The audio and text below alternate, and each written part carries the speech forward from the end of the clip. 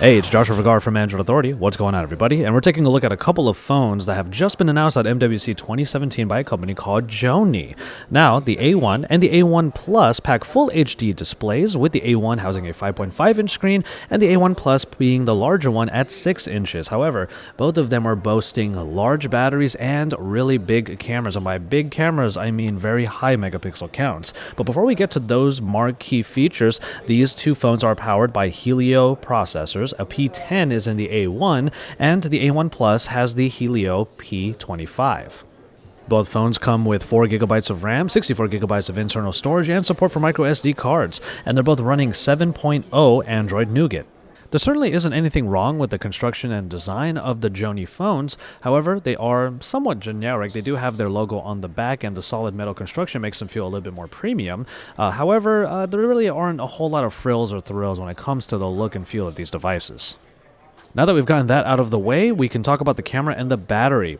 Now, on the A1, you'll get a rear 13-megapixel camera and a 16-megapixel front-facing camera. But the A1 Plus puts a 13-megapixel and dual with 5-megapixel camera set up on the back with a whopping 20-megapixel front-facing camera. Both devices come with flash on the front and rear also. And those cameras, as you can see in this interface, are not necessarily the fastest that I use right off the bat. It's just my first impression, but also those beauty modes that are there, they're really pushing for the selfies on these particular devices, and the beauty modes can be incredibly aggressive.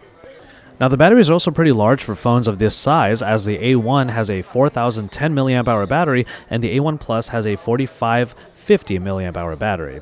Now, that's significantly more than the ones that usually come in at around 3000 mAh for more recent flagship devices in Android.